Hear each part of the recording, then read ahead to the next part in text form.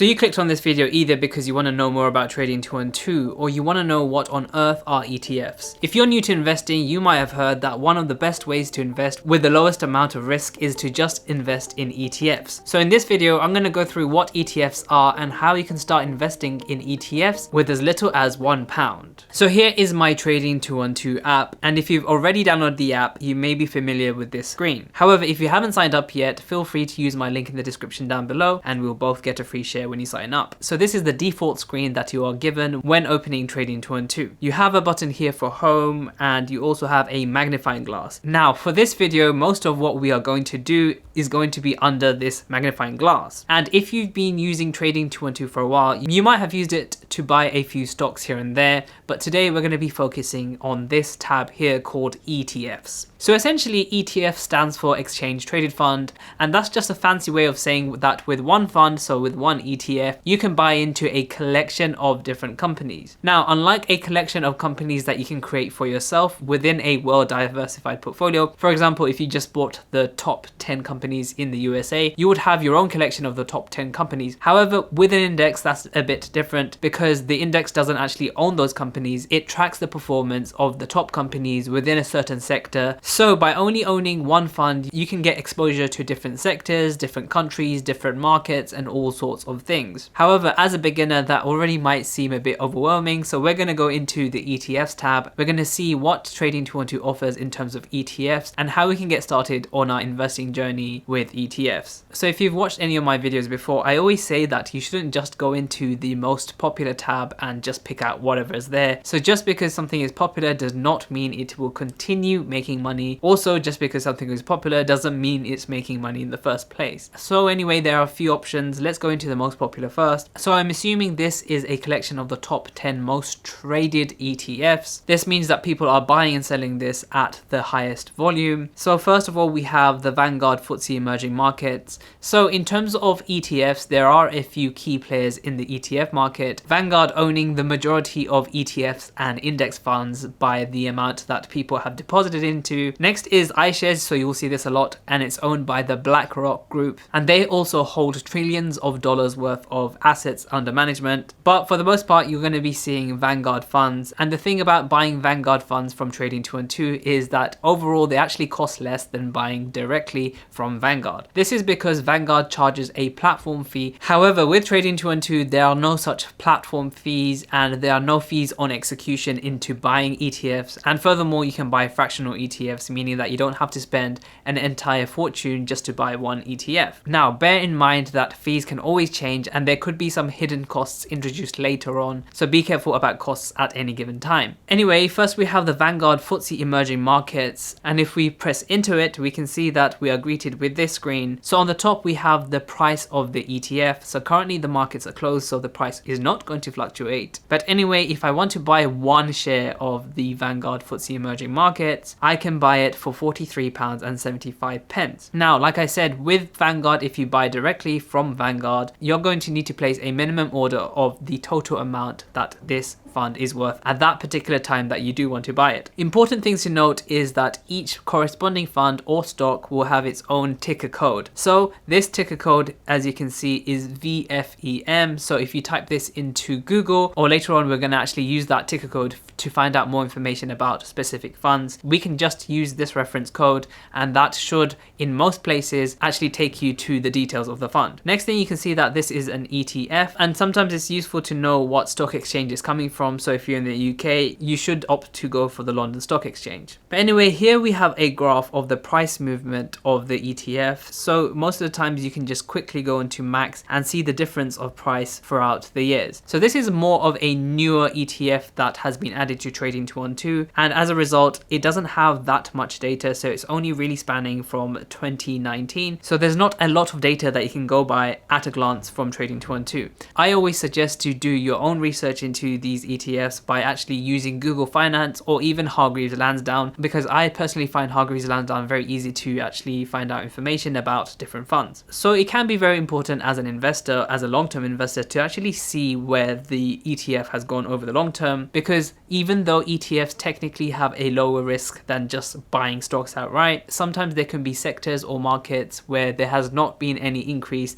for a long time, sometimes decades. So it is sometimes nice to look at the overall profile and see if there is, at a glance, remember you can't see everything from at a glance, but at a glance maybe be able to tell if it is a bad time to buy or if there haven't actually been any price movements over the past decade or so. Now, one thing I don't like about trading 212 is that there is never any information about the ETFs. This is why we're going to use the ticker code VFEM, and we're going to put that into the Hargreaves Lansdown website. So I've just opened the Hargreaves Lansdown website on my phone, and all I have to do is go into search, and as you can see, I've already searched for VFEM, but if you want me to do it again, I can do that. VFEM, and you can see that it comes up with the Vanguard Funds FTSE Emerging Markets. So if I click on that, it will bring me more information about the VFEM. As you can see lots of information that actually Trading 212 didn't have. For example, we can go all the way back to 2018, and I assume that was the inception of this ETF. So we can actually see that in 2019, well before the pandemic, the fund actually did kind of collapse. So that is information that we wouldn't have known on Trading 212. In addition to that, it will give you the size of the fund, so that's how much money that is basically invested into the fund. It will also give you the dividend yield, and this is something that is missing from Trading 212. Now, the dividend yield is a percentage corresponding to the stock price of how much dividend you will be paid out on an annual basis, so an annual equivalent rate of 2.72%. For example, if I put in £100 into this fund and the price did not change at all, I would be expecting around £2.72 in terms of dividend payouts as an annual or yearly basis. So it's very important to understand what a particular ETF actually offers. So if I go into Hargreaves Lansdown, you can see that the FTSE Emerging Market Index, for example, is a fund that seeks to track the performance of the FTSE Emerging Market Index. Now, if you scroll down, you will find out more about what kind of exposure you have by investing into such companies. For example, by weight. So this is how much of that company is invested as a total amount of the ETF. We have 7%, which is quite high, of Taiwan Semiconductor. Then we have Tencent, Alibaba, and the rest I'm not too sure of, but a lot looks like China. So China being an emerging market, this is very much focused on China. We can even go to countries, and as I had suspected, a lot is China, so 25% in Chinese companies. And this makes sense because China has one of the highest GDPs in terms of emerging markets. It is almost not even an emerging market at this point. Anyway, the next is India, then Taiwan, Brazil, Saudi Arabia. As you can see, the fund doesn't have to be managed actively, but every now and then the companies can come in and out of the ETFs as Vanguard chooses to actually deal with how they want to actually manage the emerging market scenario. So that's one great thing about investing in ETFs. Even if a company goes bankrupt or does terrible, it can be booted out of the ETF. Like I said before, if you buy 10 random stocks and one of them actually goes bankrupt, you're going to lose that company and you will only have the rest of the 9 to actually keep you afloat. However, with an index, you don't have to worry about that. If a company does bad, it gets booted out and replaced by another company. So another very important thing to note is the ongoing charge. So this is a fee that you pay to the fund manager. So even though it's done passively and there's no active management, there are every now and then some things that Vanguard has to do on their end, you know, like look at the companies, track the index differently, all sorts of algorithms and stuff that does cost money. So you're paying for that. However, this charge isn't taken from you like a tax. It actually just comes out automatically as part of the returns, and you shouldn't worry too much about that. However, investing in emerging markets is more expensive than investing in something like the S&P 500 or even the FTSE that we have here. So an ongoing charge of 0.22% is higher up than you would actually want to buy. Something like the S&P 500 is more around 0.1%. These charges really do add up, so you want to go with the lowest ongoing charge that you can get. I wouldn't worry about the spread here because actually Trading 212 doesn't do spreads. We're only using Hargreaves Lansdown to understand more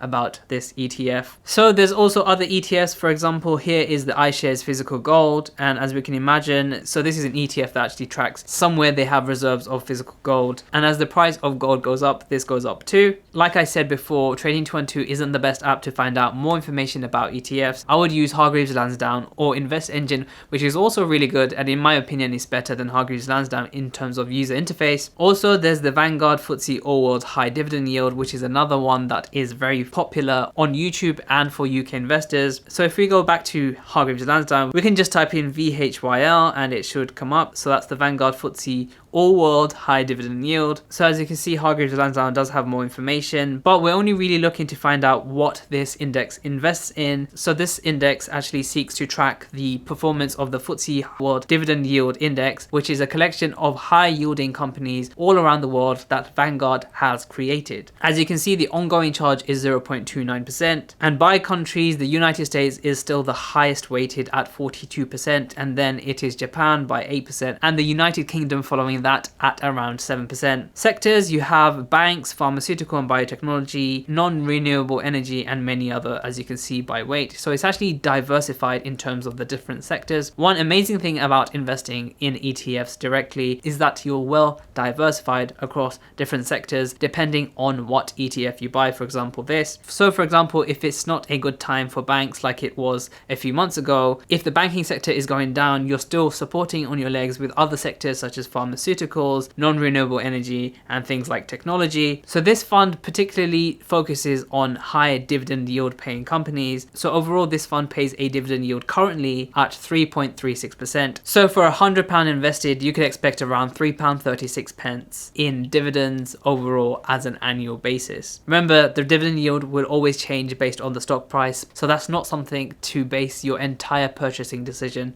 over. So the last one I just want to quickly go over is one of the most common and the one that I get asked questions often quite a lot on. This is the VUSA, so this is the Vanguard S&P 500. The S&P 500 by far is one of the most popular traded ETFs across the world. This is because it focuses almost entirely on the US economy, the top 500 companies by market cap, and over the years it has given an annual average rate of return of around 9% year in year out over the long term. However, past performance is not indicative of future performance, and just because the S&P 500 has done well so far does not mean that if you put your money into this, you will keep getting 9% every single year. So if I'm interested in buying the S&P 500, for example, you can see that I can quickly look at the graph, and currently it is at an absolute all-time high, which even I am surprised at because I haven't looked at the S&P 500 from Vanguard in a while. So remember, every ETF will be different based on how the ETF manager actually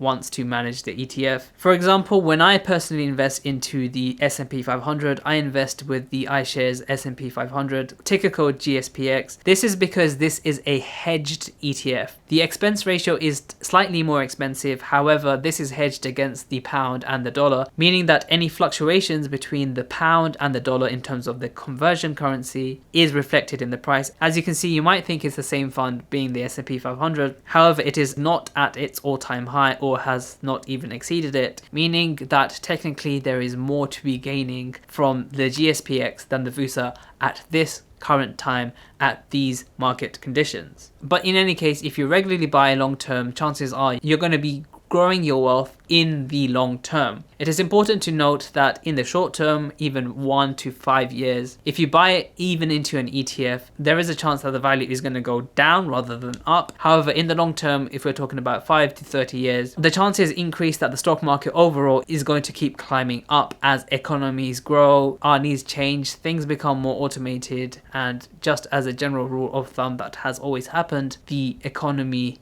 overall grows. So that being said, for the purpose of this video, let's buy into the S&P 500, buy Vanguard, ticker code VUSA. All we really have to do is press buy. And as we can see, we can buy different amounts of shares. So we can buy whole shares, for example. So the price of the whole share is indicated at the top. So that's £61.13/14. Or we can actually buy fractional shares with Trading 212. So Trading 212 is one of the fewer companies that actually offer fractional trading. And if you didn't have £68 in your account, you can actually buy a tenth of it, so it's 0.1 shares. Or if you already know how much you want to spend and want to buy into this ETF, you can just change this to value, and I can change this to £1. So you can actually start investing in ETFs for as little as £1. So all we do now is press review order, and we press the send buy order. And when the markets are open tomorrow, I will have purchased £1 worth of this ETF. It is important to note that the price will change by the time the markets open tomorrow, whether it's going up or down. The prices fluctuate from a practically second by second basis. If I wanted to, I can cancel the order now, so I can do that. But if we go back into buy, we can see that we had several options. Now, for beginners, the best thing would be to just buy at the market price. So whenever the markets open, whatever price it says on there, just like a supermarket, that is what you're buying at, with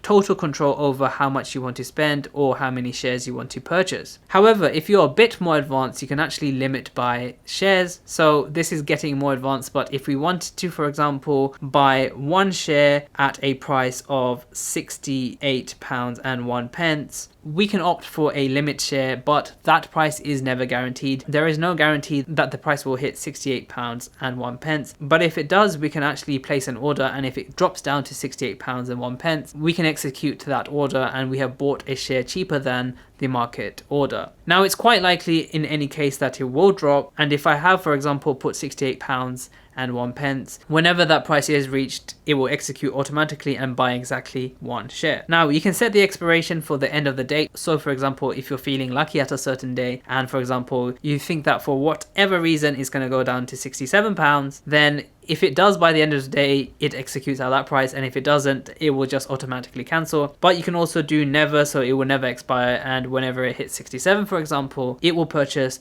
this amount of shares that you have specified. Now, we're not going to really go into stop limits, but if you wanted to kind of cut your losses, sometimes you can often do stop limits, but for the purpose of this video, let's not go there. So now that we know how to buy ETFs, I would say the main thing is to do your research behind ETFs, and I wouldn't recommend trading 212 on its own for the research of ETFs. There are great YouTube channels out there that you can learn more about the company fundamentals that go into ETFs. You can check out some of my own videos that I have on ETFs. But for example, you can actually, if you wanted to, browse the catalog that Trading 212 has. For example, it has 1044 ETFs under equity funds, and this is just a huge collection of ETFs, which will be quite difficult to actually go through yourself without knowing the ins and outs of the ETFs. But let's go for one, for example, randomly. Here's an ETF here by Invesco, which I haven't mentioned before, but if we go into this, we can go to the maximum and see that it has been doing quite well recently. If we want to find out more, we can just go into Hargreaves Lansdown and type in MXWS. As you can see, if you type this into Hargreaves Lansdown, you can find the actual fund. Now, if you scroll down, you can see that this index is the MSCI World Index that captures large and mid-cap representation across 23 developed markets. You can also see the ongoing charge here, 0.19%. We can see by country, still heavy on the United States at 64%, then it's Japan. We can see the sectors are quite diverse. We have software, technology, pharmaceuticals, banks, and all sorts of other stuff. We can see that by weight, we have Apple, Microsoft, Amazon, Nvidia, very top heavy in terms of technology. So just because a sector says technology and then software doesn't mean they don't overlap. Most of software and technology will actually overlap. So make sure to check out some of my other videos, and I will see you in the next video.